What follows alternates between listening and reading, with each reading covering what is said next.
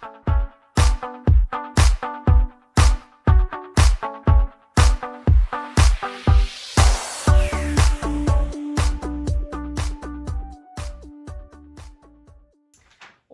back to Brother, Sister, Whatever. I'm Lisa. And I'm Josh. And this is the podcast where we talk about family, life, and all of the random things that come with it.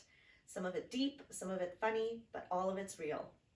Today we're diving into a big one. Technology, social media versus family life. Is social media bringing us closer together, or is it just making us more distracted? But first, we've got our weekly what if question. What if you could magically give your kids one piece of wisdom they'll carry with them forever? What would you choose and why? This is a good one. Yeah. This is a good one.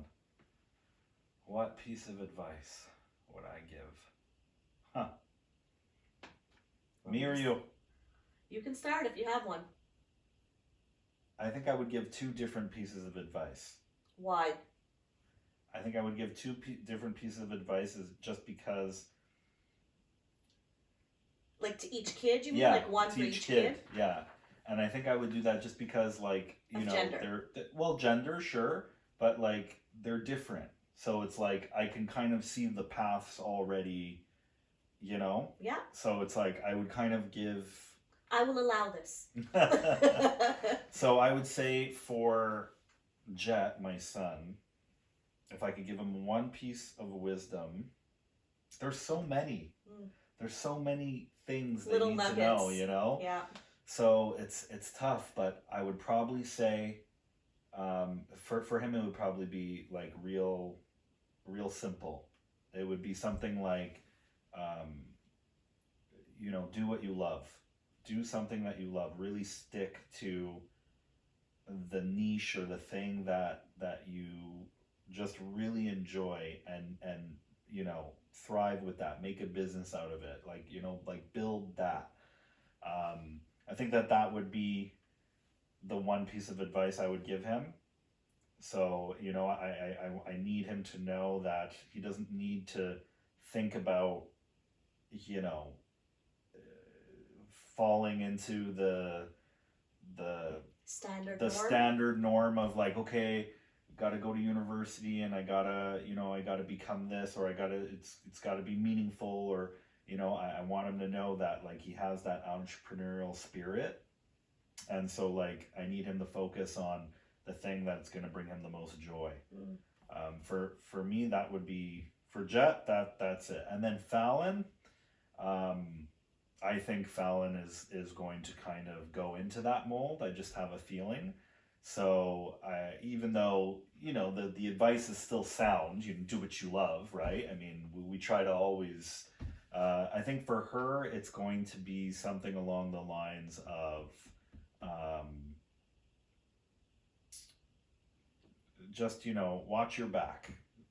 Trust, you know, I think it would have to do with trust, you know, like it would be like, keep your friends close and your enemies closer kind of thing, you know? Like I need her to know that she's just so sensitive, you know? So I which I love about her. I'm happy that she's like that way, that she is like that. But I would say that, you know, don't be like me in the sense of I do good in the world. Shouldn't people be nice to me? You know, or I'm nice to this person, why isn't this person nice to me? I don't get that. You know, like, so I think she needs to understand that the world doesn't work like that.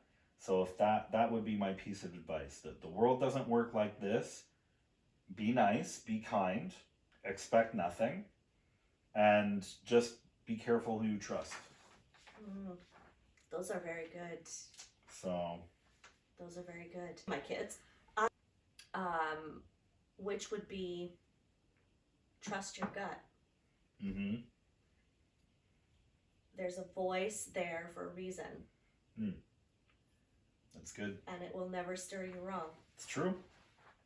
This is very true. I feel like the only times that I've really gotten into trouble, right, is when I don't listen to that voice. So, listen to that voice. Trust your gut. Very good. Yeah, Yeah. I think that would be mine. That's a good one. Yeah, they're all great pieces of advice. Yeah. Yeah, for but sure. it's true. You know, your gut never steers you wrong. Yeah. It's true. It's true. Yeah. Mm. But before we get into all of that, let's start with a little mini fun quiz, so to speak, Oh. about technology and social media and all that stuff. Who in your family, or in our family, okay, let's make it our family, do you think is the most tech savvy? Well, I mean, to date, like I think me. Okay. So for me, it's definitely going to be James over me. Absolutely. My husband knows a heck of a lot more. I'm still trying to figure out the PlayStation buttons. But I think, honestly, I feel like the kids these days just come out, like literally come out of the womb knowing how to operate an iPad. It's unbelievable. So I'm how about this? I'm going to say out of my immediate family, I am the least tech savvy. Yeah, definitely. Okay. And yeah, you're absolutely right. I mean, the kids, give it another, 5 years or something, and I'm scared. they're going to be, outwitting us all. Yes, yeah. absolutely. Yeah, and the information there, like, it's good, some bad, but like Jet will be like, oh, you basic YouTube told me, and I'm like, oh, jeez. Oh my god. Basic YouTube, okay, Jet, like, Yeah. Oh my goodness. No, but listen, Dad now is into ChatGPT. Yeah. I already know. Okay. He's like, I got like the... this ChatGPT told me this, and I'm just like, what are you doing? Yeah. How has it changed even in the last 10 years since we've got married and had kids, essentially, really, when our family lives have begun? I mean, there's no more peace. But I mean, like, for the kids, there's no more peace. I haven't necessarily experienced it yet because obviously my kids are still young. Okay. But like, you hear about these scenarios where it's like, the kids used to be able to come home and it was like, yes, it was off. You mean like bullying, cyberbullying, that kind of thing? Yeah, now it's like whether you're at school, whether you're home, whether you're on vacation, yes, it's like still happening. Yeah. So I think that is a big trend, or whatever you want to call it. It's just always there. It's an issue, for sure. So I definitely think that's, relatively new. Yeah. You know what I mean? Well, yeah. Yeah. Like, you can't escape it. That scares me. Mm-hmm. Because, like, I mean, I think to a degree, most everyone can say that at some point in their lives, especially as kids, were bullied. Mm. In some way, shape, or form, to some degree. Yeah. Okay? And I'm one of them. And at least when I came home, I got to just, like, there was, like you said, there was that reprieve.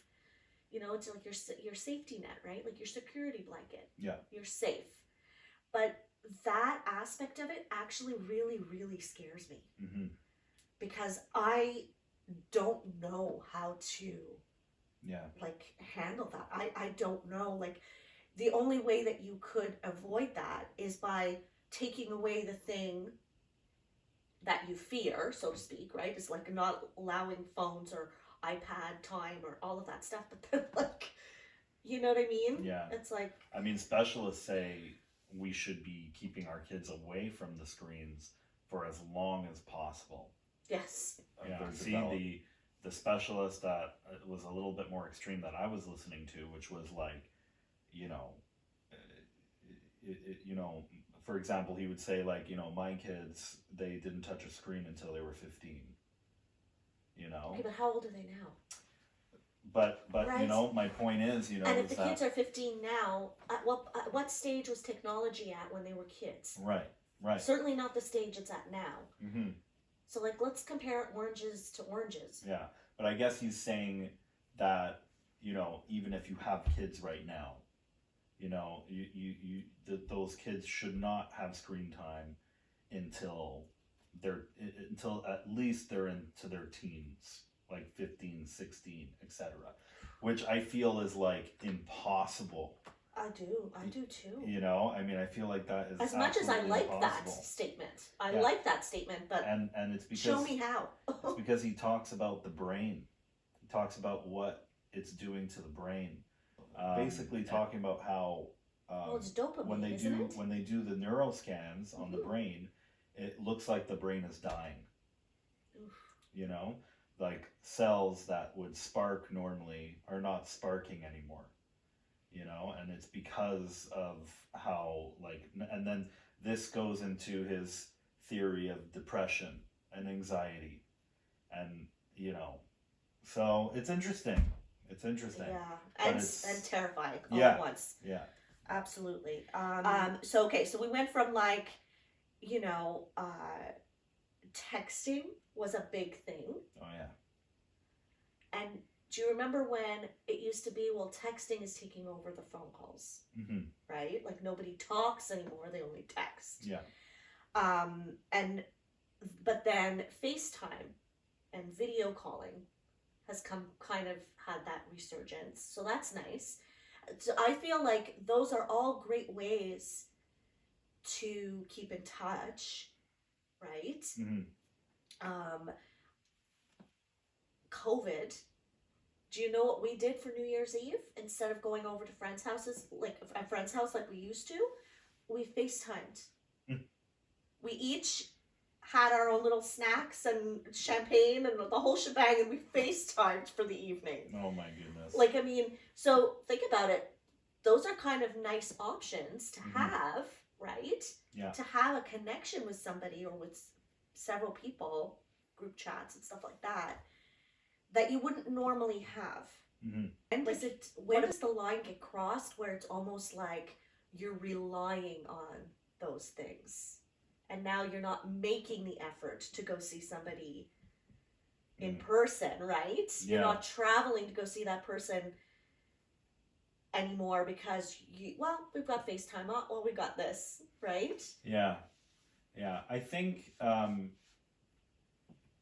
think I've seen, not that like, you know, I'm looking, I can see the whole world or anything, but you know, I don't know if it's just me personally or if I'm seeing it a little bit more all over, but I feel like we are taking a little bit of a step back in that regard. I feel like, yes, it was such a thing for a while, like Zoom and, you know, FaceTime, and it's like, oh my gosh, this is great. But I feel like all of a sudden people are like, you know, I miss connecting, I miss touch, I miss, you know, like there's, it's almost like people are retracting a little bit.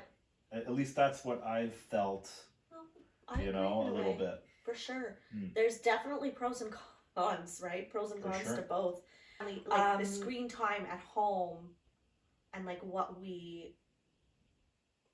what's recommended versus what we allowed. I don't know. Kind of like, I know that I definitely struggle with that. It's definitely something that I do not have a handle on.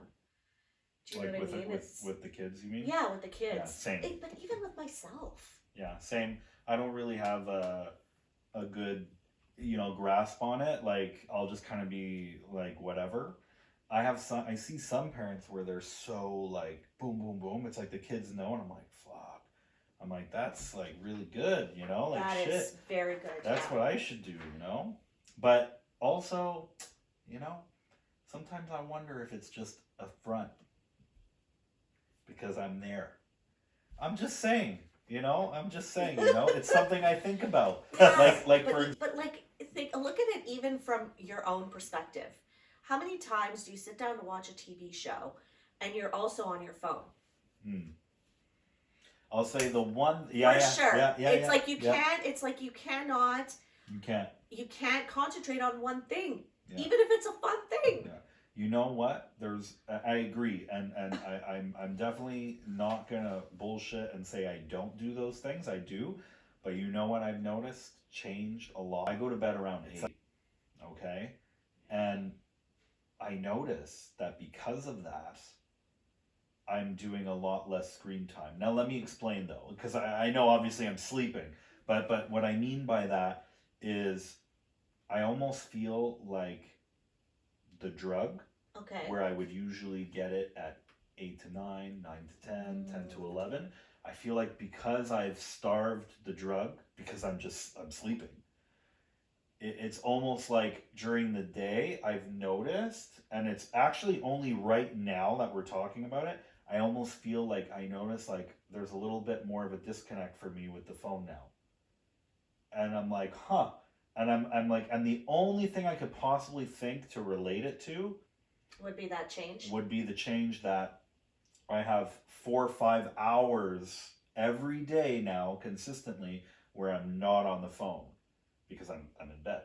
But normally before I would do that, I would of course be in bed, or I would be, you know, on my phone or scrolling, you know, for an hour or this or that or whatever.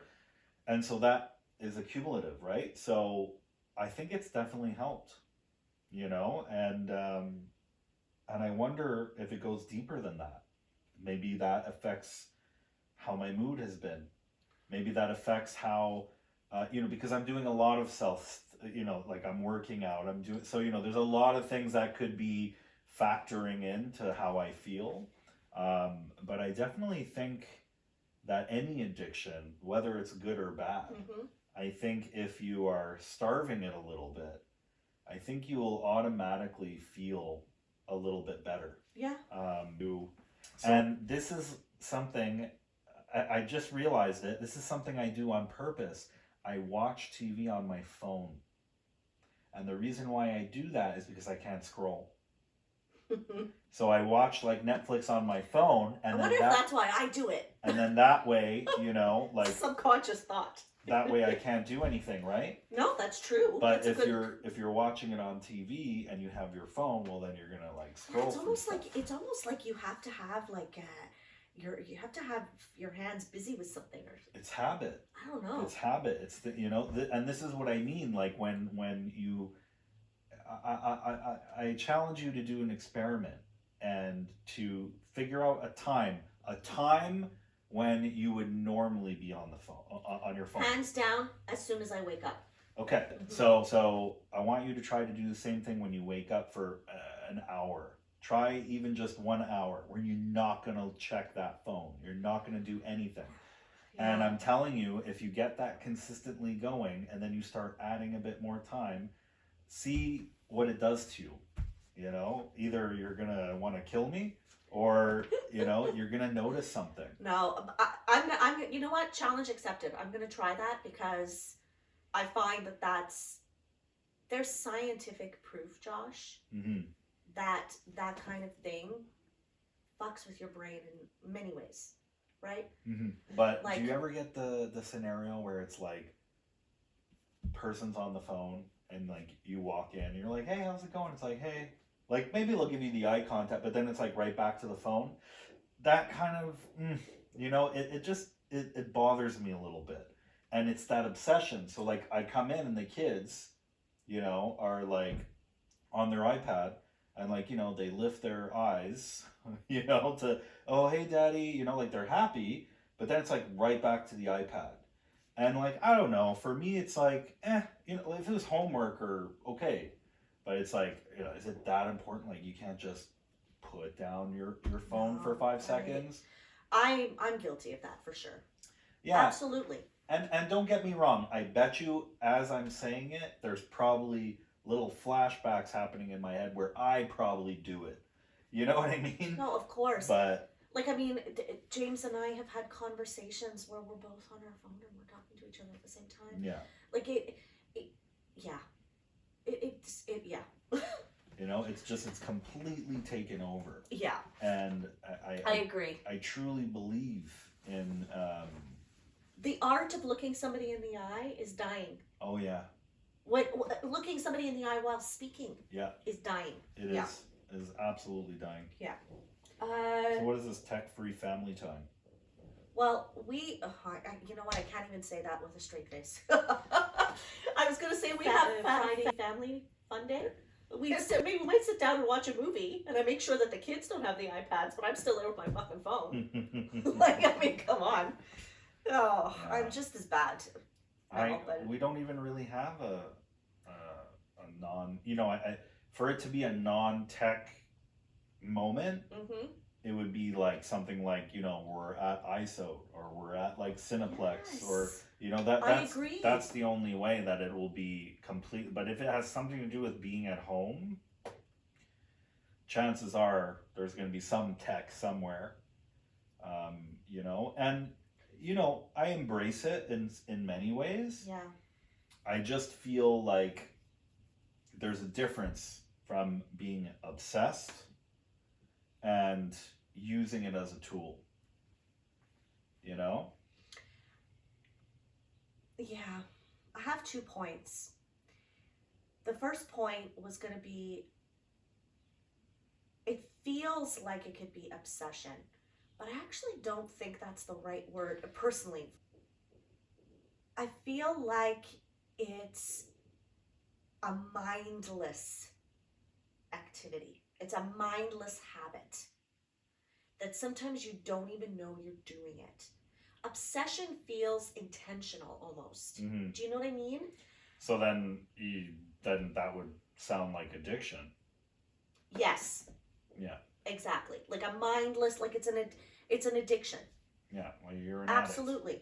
Yes. Oh, for sure. Same. And the second point, I don't know how many people are not addicts in that category. Yeah, there you go, right? Second point is one of the things that I've tried, you're going to laugh at me when I say this, is leaving my phone out of distance to me. That's not so crazy. If I'm sitting on the sofa, I'm leaving my phone like 10 feet away, right? So that I can focus on whatever. So I'm being intentional about it. Mm-hmm. Okay? Partly because I'm too lazy to get up and go walk for it. But yeah, those are... It's hard. What's the first thing that you check? Like, what's the first thing that you look at when you look at... What do you think? I think... It's social media. So, like Facebook and stuff? Yeah, like for scrolling? For me, yes, scrolling. Aimless scrolling. And for me, it's Insta. Mm. That's my fucking cocaine. Yeah. See? It's ridiculous. I will literally have just checked it to death. Yeah. And then I'll go back and check it again. Yeah. Yeah. You see, I'm telling you, I used to be just the same, and believe it or not, I'm not very much like that anymore.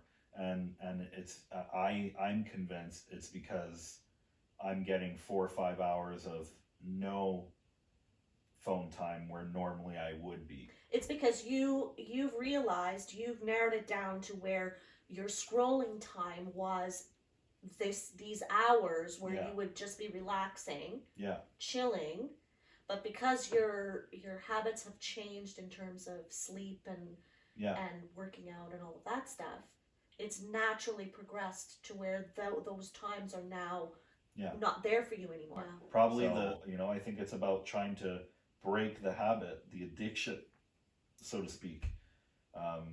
If you want. Some people don't want to. That's fine.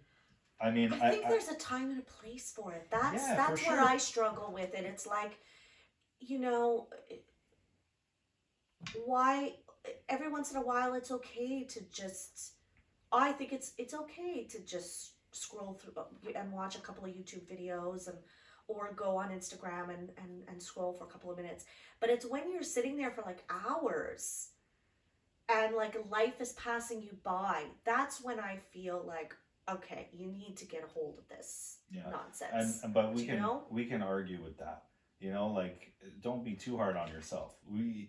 Someone, I don't know, painting a hobby, hours is passing them by. Someone who plays a video game, hours is passing them by. So, I mean... Yeah, but I think it goes back to the episode about self-care and self-indulgence. It's like, now it's not about, like, painting a picture for hours is you're targeting areas of your brain and your spirit that are actually uplifting you and giving you something, as opposed to these activities that are mindless, that are actually taking away. Like doom scrolling. Yeah. Yeah. You know what I mean? Yeah, no, that makes sense. Yeah, that's true. That's true. It's really enlightened me a little bit. Yeah, even playing a video game, I guess technically you're sparking cognitive, Yes. But again, playing a video game or even scrolling in and of itself is not, oh my God, how dare you? You're a horrible human being for doing stuff like that. No, it has its moment, but that's it. Let it have its moment, a small moment in time, and then move on to other productive things. You know what I mean? Don't let it take over. That for me is where there's a fine line that I'm still trying to navigate. Makes sense. Yeah, I by no means have it all figured out. And when you don't have it figured out as an individual, how the fuck, Josh, am I supposed to teach other people about it? I.e. kids, my children. How am I supposed to talk to them and tell them with a straight face, hey, you really need to be, like I understand where you're coming from. It's like, if I'm smoking cigarettes and I'm like, hey, don't smoke, it's bad for you. So do what I say and not as I do, kind of shit, right? Like I get that, don't get me wrong, but it's like, okay, you come home, like you have homework, you have this to do, you have that to do. It's like, I'm done my homework. You know what I mean? Like I'm done that stuff. Dad, why are you on the phone then if I can't go on the phone? Well, because my responsibilities are done right now. Like you have your responsibilities. But I Here's the thing, you're bringing up like specifically at the dinner table. We actually, for dinners only, have made it tech-free. Oh, I like that. Good for you. And we've actually been really good at keeping it tech-free. Well, what's great about that is that you can actually have conversations. That's the thing. Mm-hmm. Do you know what I mean? It's like I've always loved, like growing up, that's what we did. We sat at the table with mom and dad. We discussed our day. And even if we didn't have much to say, and we ate in silence sometimes, right? Mm-hmm. It was just that vibe. Yeah. And I kind of love that. I really miss that. Mm-hmm. Right? It's like simpler times, when you weren't so easily distracted by like everything. And, we've talked about this, being bored and having imagination, all those things, right? Yeah, it's true. And so James and I said, let's do this. It's that one time. Now, we've tried overhauling a lot of other a lot of other things and bringing in rules, and some stick, some don't, right? But this has been something that's stuck, and I'm really liking that. Now, you were mentioning about work, because you own your own business, mm-hmm. you're self-made, self-employed. Do you find it hard to have that line? Or do you have a line at all when it comes to business and tech and family time and all of that? I have only recently started to really change that. Before, work was number one. It was the most important thing, mainly. Versus now, I could give a fuck, really, about the job. I love what I do, always will, but it's not the same thing at all, So your mindset has changed then? My mindset has completely changed, And is this around the same time as when, like, your habits, like your sleeping habits, all of that so it's kind of all coincides? It all coincides. Okay. It all coincides, And now I really make sure that I have time to cook, to eat, to spend time with the kids, to just really be involved and be there, compared to just never being there. So would you say it's priorities then? It's a priority shift. Yeah, maybe. Priority shift for sure. Okay. And just realizing that no matter how much money I make, I'll always need more money. You know? Yeah, well, that's true. but no, really, I'm constantly never happy. You know? And, you're always striving for that next thing. yeah, kind of? and don't get me wrong. This is really the power of an entrepreneur. Like, that's how entrepreneurs have to be, to a degree. Yeah, well, that's what I'm saying. And when they're not, and they get into a comfortable state, that's when things go bad. But I don't know. I guess I'm at the age now where my brain has just shifted, and it's not so important to me anymore. Okay. Those things, exactly. Yeah, understand. I could kind of understand how that would be, especially for entrepreneurs. In my head, anyway. I think more so than the 9-to-5ers, so to speak, like myself. That it's a different mindset. Like, if I don't answer that text or that call or that email, that could be potential business that I'm losing, right? Yeah. And that's about sharing things about our kids on social media. How do you feel about that? I'm a little numb to it. I know some people are very, like, they have their opinions. Yeah. But for me, I'll be doing a workout and Jet wants to, join me and we have a picture together and I post it on my Instagram. Or this is like, I have some people where they post a picture and like the face is covered. Yeah, a little heart emoji or something. A little heart emoji or something like that. Yeah. Which it's cool. I get it. But yeah, I would say I'm a little bit more relaxed in that regard. Have two separate accounts, like your personal one versus your business. Yeah. So, do you have settings on your personal account where it's like only friends can see your pictures and stuff like that, or is it more public? For Facebook, yes. For Instagram, it's more public. It's more always scrolling, but I'm never posting. Do you know what I mean?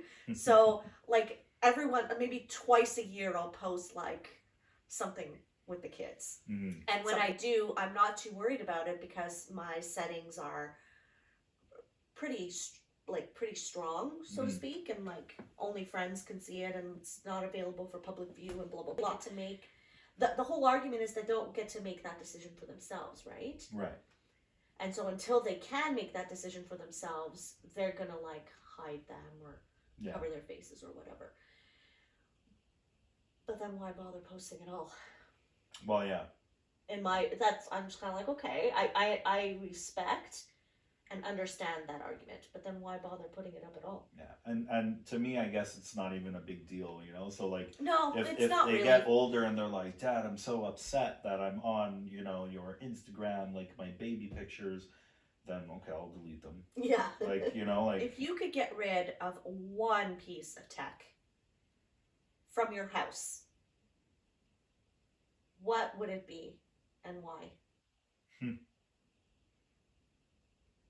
I know it's going to sound crazy, but if I could get rid of one piece of tech, I think I would probably get rid of the iPads.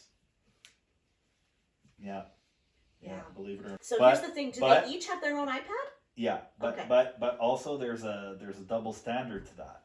And the double standard is like, it's nice when like I need to get something done, and instead of them being all over the place, they're quietly on the couch. Yes. On their iPads, and I'm like, okay, good. They're doing their thing. It's convenient when it's convenient for us. Mm-hmm. It's good for them to have the iPad when it's convenient for us. So true. And it's so true. I would do the same thing, to be honest. The iPads. Mm. Yeah, because video games and all of that stuff, it's not as predominant in our house. I mean, they love that. But it's not an everyday law. Yeah. Yeah. Yeah, exactly. But then you get what would happen? You get rid of the iPads and what? Then now all of a sudden video games would become probably, right? So I think you're fucked no matter what. Yeah, you're right. You're right. Anyway. All right. Well, that's it for today's episode. Let us know. Do you think social media is helping or hurting family life?